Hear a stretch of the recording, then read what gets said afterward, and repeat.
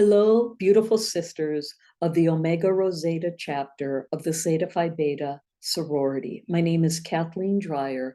I'm a photographer here in Tucson.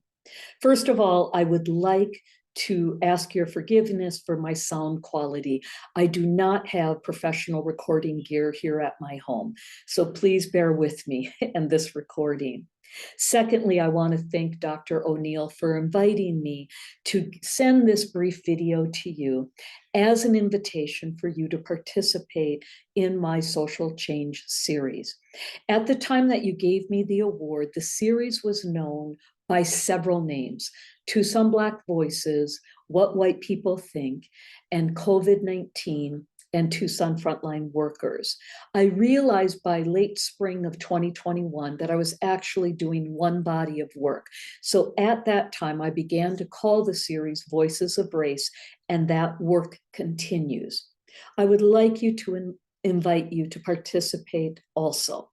So I want to share some images with you and some words so you can get a sense of what it currently looks like. So I'm going to share my screen. So here is our beautiful Dr. O'Neill. I went to her home and took her portrait. She sent me a statement about what it is like to be a therapist and to be judged on her skin color. This is Eric.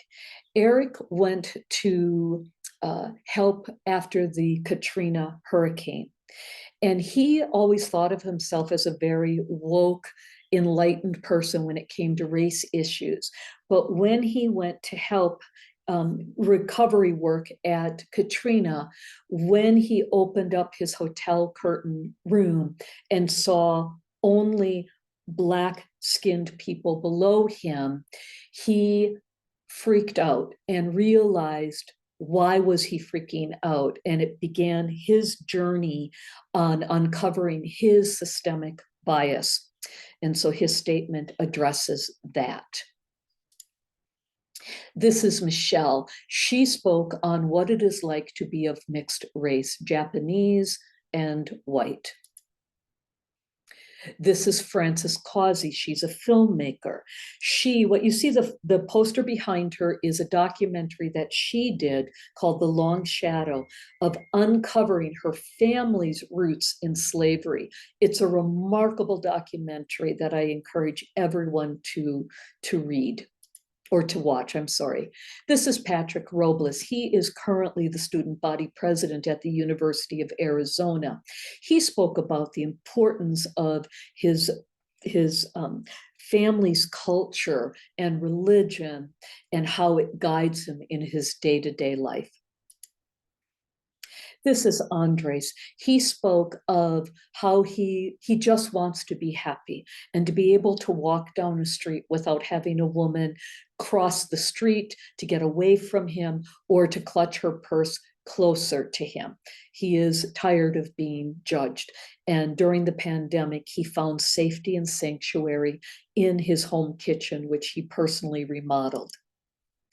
This is Lou.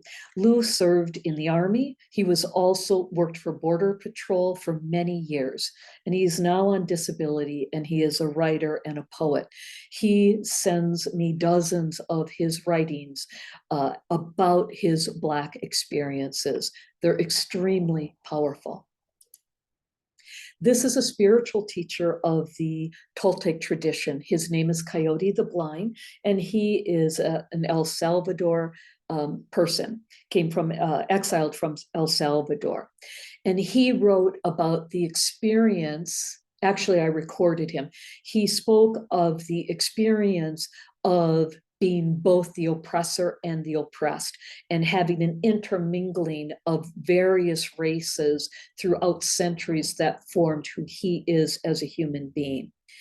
At the bottom of his very long statement, there is actually a recording so you can follow along with the words. It's about 22 minutes long. This is Joanna. She spoke of how she was taught that there is proper English. And when it came to her attention that AV language is a language in and of itself. She began the process of unpacking the self that she was judging people based upon their speech patterns because of how she was raised with what proper English is, incorrectly raised. You will also see some of my own self-portraits and my statements throughout some of the areas, some of the platforms where there is posting. To see more of my work, I'm going to share my screen once more. You can go to my Facebook page, Kathleen Dreier. It's Kathleen.Dreier.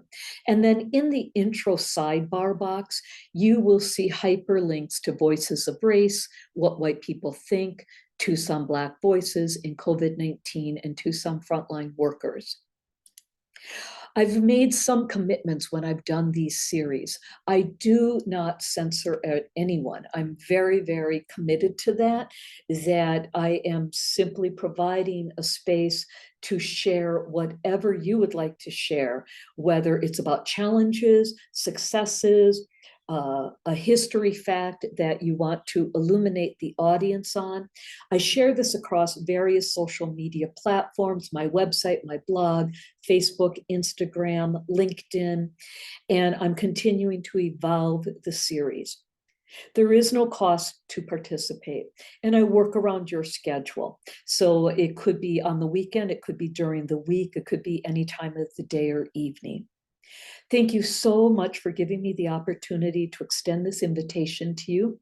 I will list my phone number and my email address, and I look forward to hearing from you.